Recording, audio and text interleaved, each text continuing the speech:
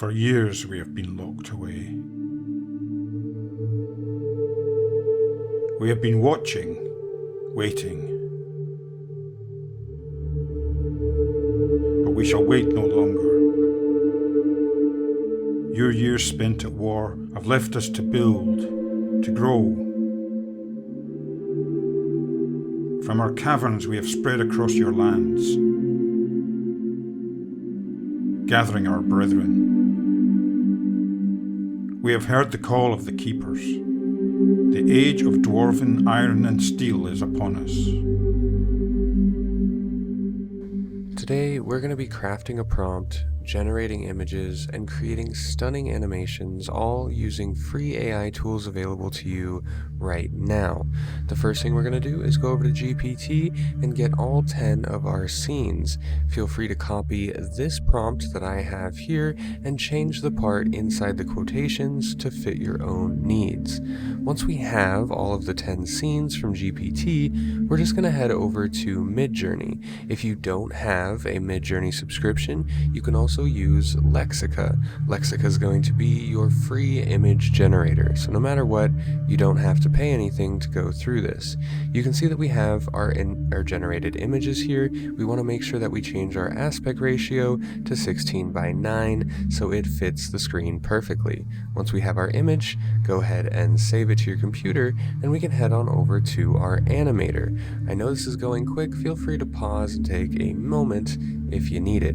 We're going to go over to Pika Labs, which is in its beta right now. This is a brand new tool. Go ahead and click on Join Beta, and it will send you over to the Discord channel. Now we get to the seriously fun part. This is the Pika Labs Discord server. Much like Midjourney, there is 10 different channels you can choose to generate your new animations.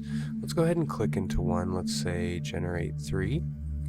And you can go through and see what other people have generated. And you can kind of get an idea on prompting based on what you see. But we're going to cover the 2 main prompting commands that I actually used myself and used for the animation. So let's scroll all the way down.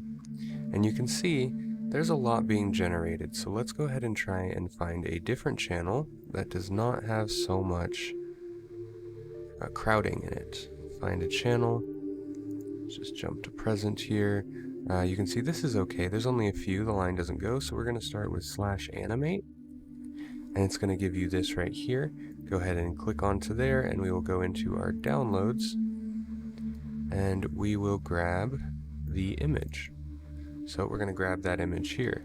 Now let's go ahead and open up this right here, and it'll give us the option for the word prompt.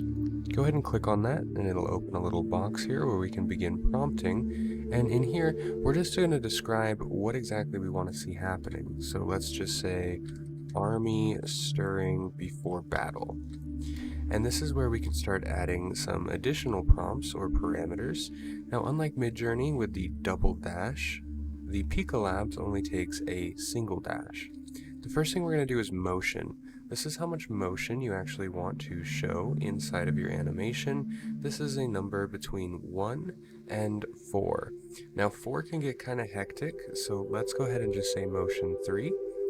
The other thing, we're going to dash, and we're going to say camera zoom. You can have the camera zoom in or out. So let's just say camera zoom out. And now that we have our image, we have it linked right here, we can see it, and we have our prompt, we can go ahead and hit enter. Now when this completes, it will send you a message with your completed generation, and it will also show up in whatever channel you were generating in. As you can see, as we were doing that, the line got kind of long. So in about 3 minutes, I'd say, for these, we'll be right back.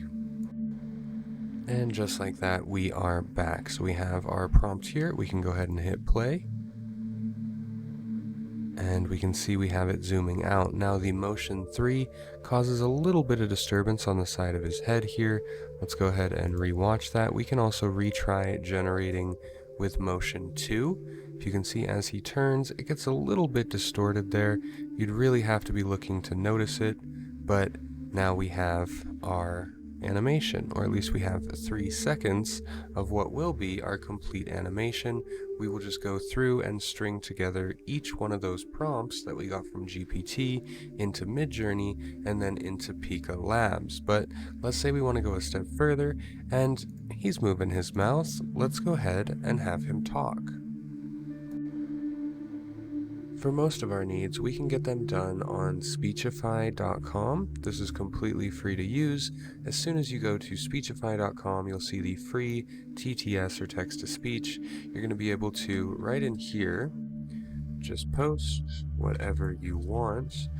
And then you can go up to voice, click on it. You can specifically search by a model name if you want to use someone famous, like a Mr. Beast cloned model, but they also have recommended, which are some of their best voices, and you can also search for a specific language. Let's go ahead and do this in David's voice. Now if we click on play, you can see that the voice will read it. We can very easily go in and change the voice. Let's try Henry. Now some of the voices are definitely better than others, so play around. There is over 100 different voices that you can use from multiple different languages, dialects or tones that you want. You can also go ahead and change the speed as well. So Speechify is going to get us the voice for our animations. Really quick, you may want some awesome music. Now YouTube Audio Library at studio.youtube can give you a ton of free or royalty-free, copyright-free music to use. If you don't see anything on here that you like, you can also try out Epidemic Sound. Epidemic Sound has tons and tons of really good royalty-free music. Everything in here Epidemic Sound owns the license for and allows anyone to use. So when it comes to the music we need, or even sound effects, we can use the audio library or Epidemic Sound.